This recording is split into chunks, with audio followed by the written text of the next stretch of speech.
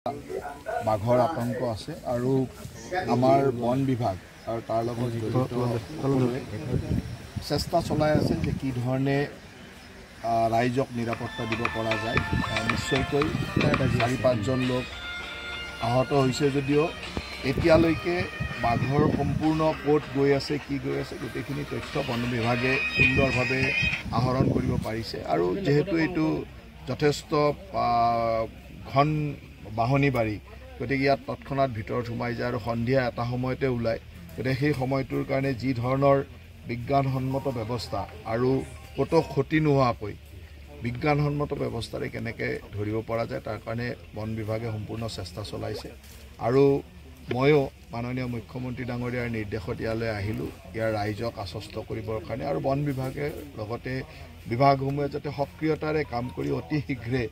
ৰাইজক নিৰাপত্তাৰ কামখিনি কৰি দিবৰ কাৰণে এইটো খেতিৰ বতৰ গতিকে ৰাইজে খেতি বাতি কৰাৰ সময়তো কিছু অসুবিধাৰ সৃষ্টি হৈছে বা এই অঞ্চলটোৰ যিটো পৰিৱেশ সেই পৰিৱেশতো ৰাইজ অলপ হ'লেও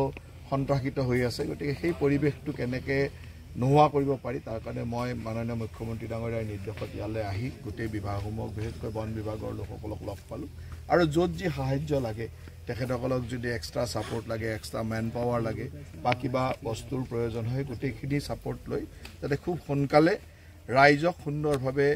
সুৰক্ষা দিয়াৰ কামটো কৰিব পাৰে সেই কামৰ কাৰণে আজি ইয়ালৈ আহিছোঁ। বন বিভাগে কি পদক্ষেপ গ্ৰহণ কৰিছে? বন বিভাগে ইতিমধ্যে মাছাং বনোৱা বা নেটিং কৰা বা তেনেকুৱা ধৰণে কেমেৰা ইত্যাদি লগাইছে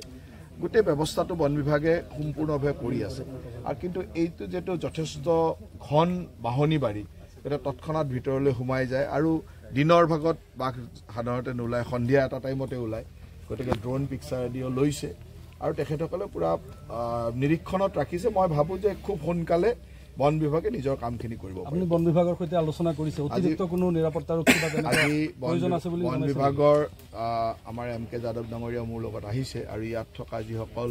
বন বিভাগৰ ব্যক্তি আছে তেখেতসকলৰ লগত আমি আলোচনা কৰিলোঁ আৰু অতিৰিক্ত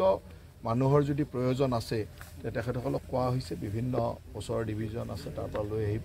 সেইবিলাকত অসুবিধা নাই আৰু যিখিনি সামগ্ৰীৰ প্ৰয়োজন আছে সেইখিনিও ইতিমধ্যে আহি পাইছে আৰু কিছু আহিও পাব অলপ কিছু। কিন্তু বিগত 16টা দিনে ইয়াত আতংক সৃষ্টি কৰিছে কিন্তু বন বিভাগ যে বিফল হৈছে এইটো ঠিক এনেকুৱা নহয় কাৰণ এটা জীয়া বাঘ তাক জীৱনতে ধৰিব লাগিব গতিকে তাত এটা এনেকুৱা নহয় যে ৰাইজৰো ক্ষতি নহ'ব লাগিব লগত বাঘটোৰো ক্ষতি হ'ব নালাগিব গতিকে দুইটা বস্তুৱে চাব লাগিব আৰু আমাৰ কাৰণে এটা বনাঞ্চলৰ আপুৰুগীয়া সম্পদ গতিকে তাক আমি এনেকুৱা নহয় যে যেনি তেনি ধৰিব পাৰোঁ যেনি তেনি কৰিব পাৰোঁ নিশ্চয়কৈ তাক যথেষ্ট চেষ্টা চলাই থকা হৈছে আৰু মই ভাবোঁ যে 2 এদিনতে ইয়াৰ সুন্দৰ সমাধান এটা ওলাব। যিকেইজন লোকে আঘাতপ্ৰাপ্ত হৈছে তেওঁলোকে চৰকাৰী চিকিৎসাৰতো কোনো অসুবিধা হোৱা নাই চিকিৎসা সুন্দৰভাৱে হৈছে আৰু তেনেকুৱা আঘাতপ্ৰাপ্ত মানে এনেকুৱা নহয় যে আমাৰ এজনটো আমাৰ সাপৰ ফৰেষ্টৰে মানুহ আৰু আমাৰ সেইখিনি চিকিৎসাৰ ক্ষেত্ৰত কোনো অসুবিধা নাই কাৰণ ইয়াততো আৰু কোনো নিহত হোৱা নাই আহত হৈছে আৰু ৰাইজক এই সাৱধানতা অৱলম্বন কৰিবৰ কাৰণে মই অনুৰোধো কৰিছোঁ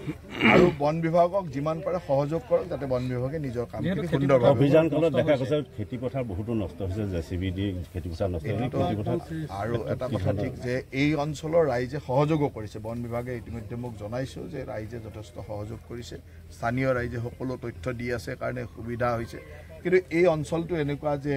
যথেষ্ট সংখ্যক গাহৰি বা বনৰীয়া গাহৰি আছে খোৱা খাদ্য পাইছে লগত খোৱা পানীৰ কোনো অসুবিধা নাই গতিকে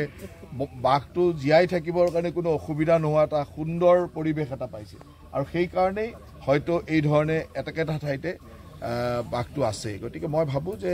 বন বিভাগে যিখিনি তথ্য মোক দিছে সেই তথ্যৰ পৰা মোৰ বিশ্বাস আছে যে খুব কম দিনৰ ভিতৰতে এদিন দুদিনৰ ভিতৰতে এটা সমাধানলৈ আনিব পাৰিম। পলিটিকেল কথা ক'লে এইবিলাক নোলাব।